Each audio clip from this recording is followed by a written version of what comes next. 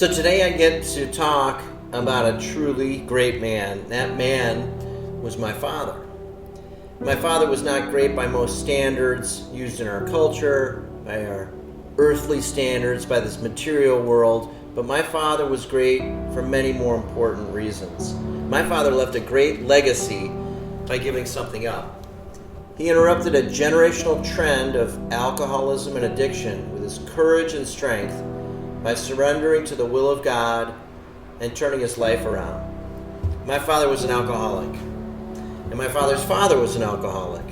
My father's grandfather was an alcoholic, and likely my father's great-grandfather was an alcoholic. But my father fought the battle of his lifetime, and after years of struggling and nearly losing everything, he finally got sober at the age of 45. Dad loved drinking, and he drank a lot. He drank regularly and excessively throughout his entire adult life. Throughout his teens and 20s and 30s, he was a big-time partier. 2.5 years before I was born, in a complete blackout, my father, already the proud father of 3 kids, crashed his car into a tree in 1966 in Michigan. He went head first through the windshield and landed on the hood of the car. Miraculously, he didn't die. The paramedics patched him together and he escaped with relatively minor injuries. Even more amazing was my dad didn't quit drinking. You see, that's alcoholism. My dad was hospitalized and he made it through. Later, he was hospitalized multiple times, went through multiple treatment centers. He eventually lost his job in 1979. He lost his family. In 1980, he was facing homelessness. In the darkest days of January and February 1981, with God's help and the help of countless members of Alcoholics Anonymous, my father finally quit drinking and got sober for good. From February 6th, 1981 until the day he died, May 15th, 2017, my father did not drink a drop of alcohol, breaking a generational curse that had plagued our family for decades. He died with 36 plus years of sobriety.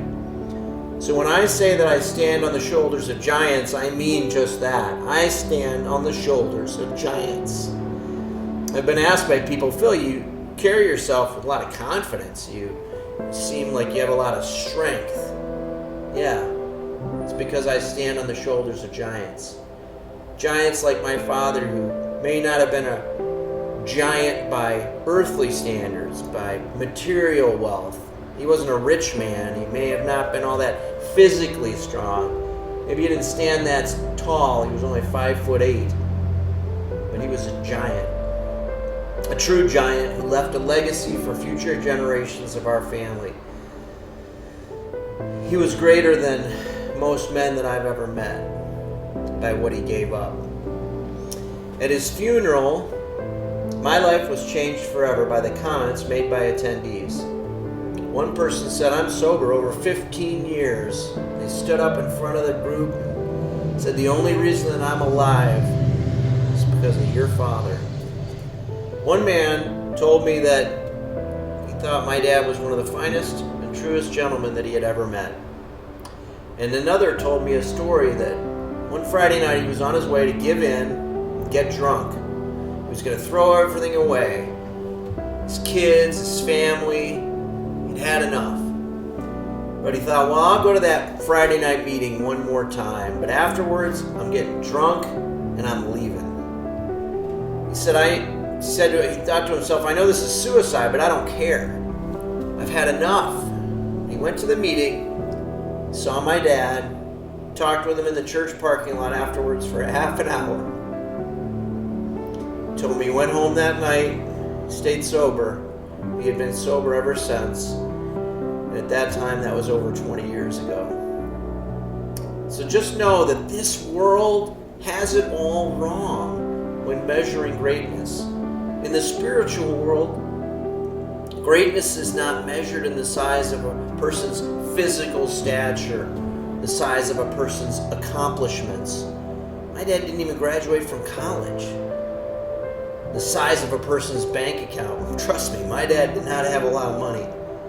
But in the spiritual reality, greatness is measured by the smallest acts of kindness, by giving someone that extra few minutes of your time, by forgiving someone, by loving someone who is, by all respects, unlovable. These small acts may go unseen by large crowds of people, but they're not unseen by God. They're not unseen by the Spirit of the universe. It's those small acts of what we do and don't do that are how greatness is truly measured.